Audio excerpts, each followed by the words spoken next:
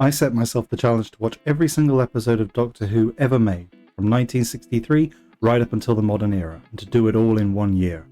So far we are this far through the 4th Doctor's era, and this far through the show overall. We are in season 15.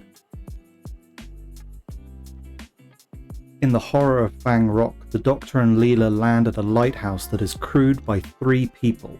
However, 7 people end up dying. Literally no one is left alive when they leave.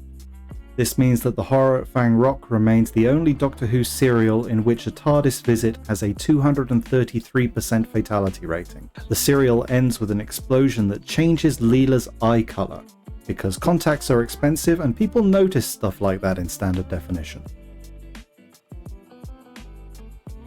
In The Invisible Enemy, the Doctor is infected by a sentient virus called the nucleus of the swarm. Since the virus preys on intelligence, Leela is immune because she's simply too dumb. I'm not exaggerating, that is the reason given. A helpful Dr. Marius and his robot dog K9 defend the Doctor's body from the advancing infected, while the Doctor and Leela clone themselves and then shrink themselves down to be injected into the Doctor's body, where they go on a fantastic voyage through the Doctor's brainstem to destroy the nucleus. For those keeping track at home, this will be the 3rd time the Doctor has been miniaturized. After the nucleus is vanquished, Dr. Marius asks the Doctor and Leela to take K9 with them because Dr. Marius's apartment does not allow robot dogs. In Image of the Fendahl, Fetch Priory scientists are examining a skull which is millions of years older than human evolution is given to exist. How is this possible? It turns out this human skull is actually a worm skull, and this worm has influenced human evolution to make us have a dark side? Maybe, possibly.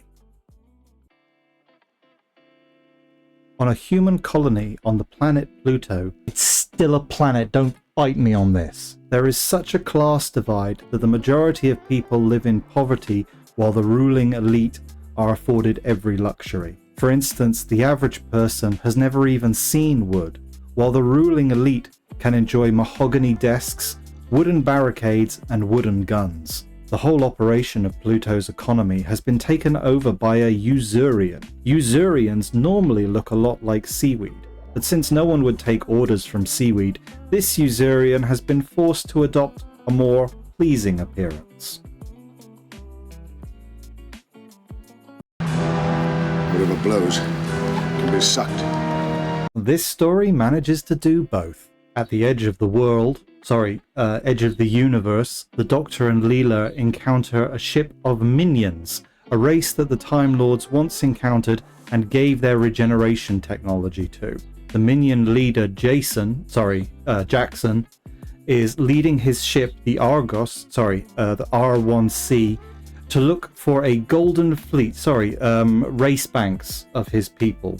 Together they travel into the Underworld. Oh no, that one's the same.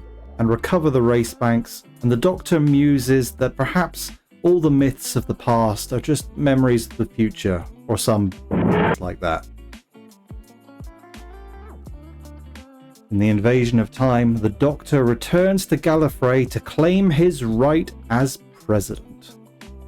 You see, when the Doctor was accused of killing the former president, he bought time for himself by putting himself forward as a candidate for the role.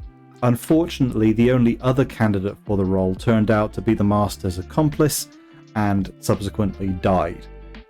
The Doctor left Gallifrey before this whole thing got cleared up, but now apparently he's back and he wants to take charge of the entire planet. But, you see, the Doctor is not just trying to help Gallifrey, he's actually double-crossing them to help the evil Vardans invade. But the Doctor is not just helping the Vardans invade, he's actually triple-crossing them to help the Gallifreyans defend themselves from the invasion that only happened because the Doctor let it happen. But the Vardans are actually not just trying to invade, they're actually serving the Sontarans, who actually do want to invade through the hole that the Vardans made through the Doctor's tricking the Sontarans by quadruple crossing that Gallifrey, that he's double-crossing them because it's actually serving the Vardans are in fact working for the Time Lords? No,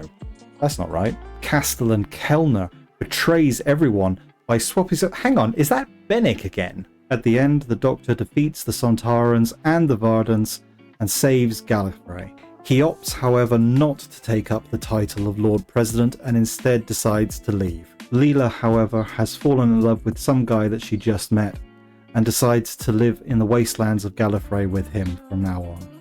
The Doctor allows her to take K9 with her and leaves in the TARDIS by himself. The Doctor is alone again. How will he possibly replace these companions? Luckily, he's able to pull a box out of storage labelled Scantily Clad Idiot Mark II. That's it for Season 15. If you enjoyed this, please like and subscribe, and I'll see you for Season 16.